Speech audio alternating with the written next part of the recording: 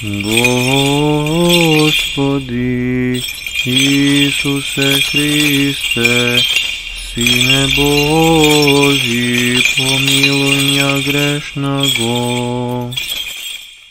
I Svetli Duh. Amen. Возлюбени во Христа Бога, братя и сестри, денешното евангелско четиво не соочува со една сугуба средба што Христос Бог ја имаше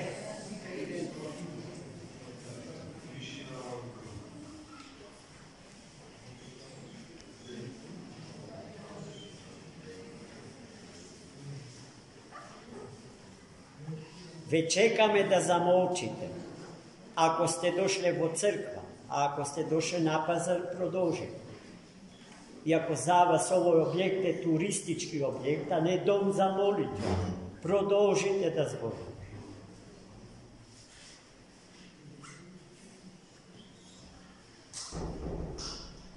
Во таа двојна средба, што Христос имаше денеска, се поставува како главна тема за нашите размисли, темата за вера.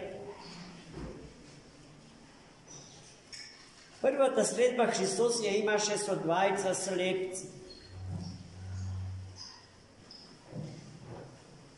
Браќа и сестри, штом го здогледа со очите на духот, тие му пристапија и го поздравија, правилно именувајќи го за син Давидов. Од синот на Давида по тело побара исцеление за своите очи. Христос Бог им го постави прашањето што најчесто им го поставува на луѓето кои што му приоѓаат, барајќи од него здравје на телото, на душата, на духот, здравје за својот разборен ум или чистота за своето изгнасено срце.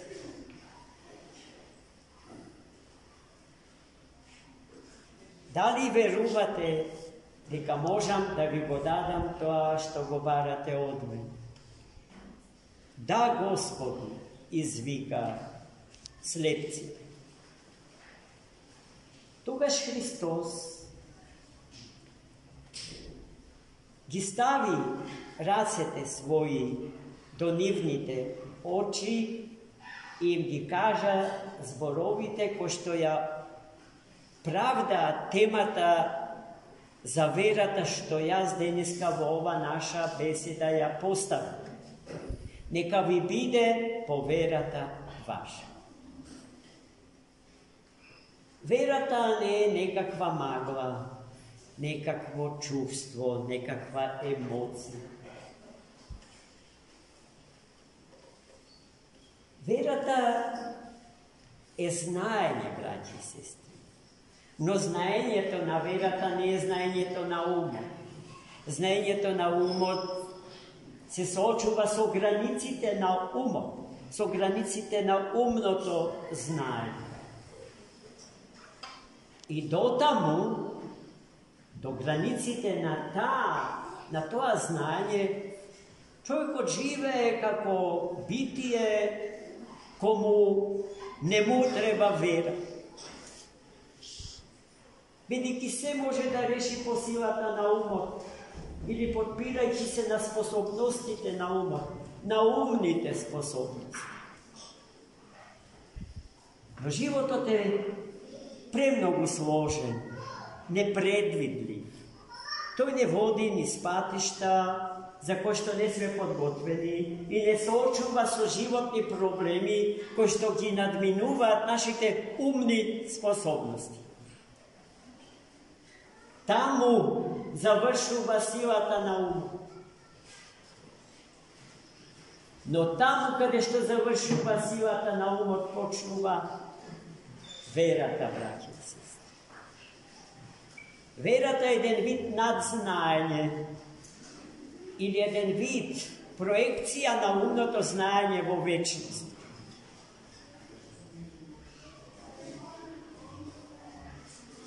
Слепците ја има таа вера, односно тоа и таквото знаење. И оздравеа веднаш, штом Христос ги допре со раката своја. Очители. И им кажа, никому да не разгласуваат за тоа. Но кој може да го сокрие тоа, пошто копнео и никој не можел да им го даде. И во таа чудесна средба со Христос го добиле. И излегле и разгласиле на секако. Само што Христос из него од домот во кој што се случи чудото на излекување на слепците, се сретна со друг човек, демоно обседнат. И поради што го изгубил дарот на говорот и дарот на слухот. Христос без никакви коментари, без никакви разговори, како предходниот случај со слепците, просто-напросто ја виде верата на тие луѓе и им заповеда на демоните да го напуштат човекот. Во истиот тој час човекот прозвори.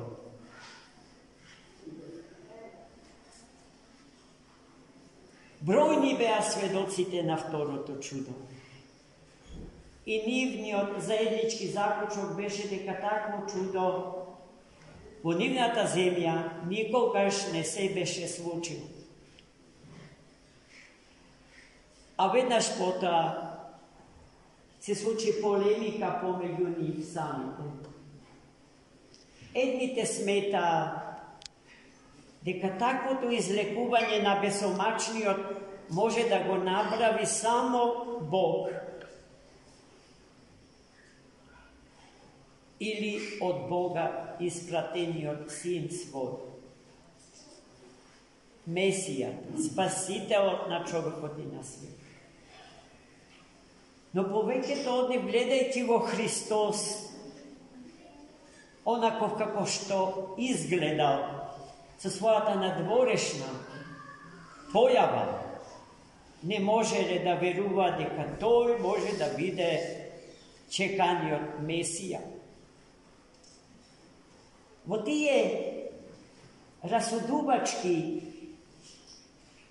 пајакови мрежи, во мрежите што умот човечки знае да ги сплете и во нив сами од себе си да се зароби, не веруваа фарисеите. А за фарисеите знаеме дека биле најучениот дел од еврејското општество. Луѓе од книга, од наука. Тие поскоро сакале да веруваат дека тоа не е Христос, туку некој човек кој што ја има поддршката на началникот на демони. Гледајте колку противставени ставови во една малечка средина, во една микросредина, каква што е наша. Браќи и сестри, Христос не влезе во полемика, ниту со едните, ниту со други. Туку го продолжи својот пат. А неговиот пат беше планот него за спасението на човекот и на свет. Тој продолжи да ги посетува големите и населбите и малечките населби, човечки, и таму по градовите и селата, да ги лекува немокните и да го сведочи Евангелието, благата и радостна вест за спасението на човекот и светот. Амин.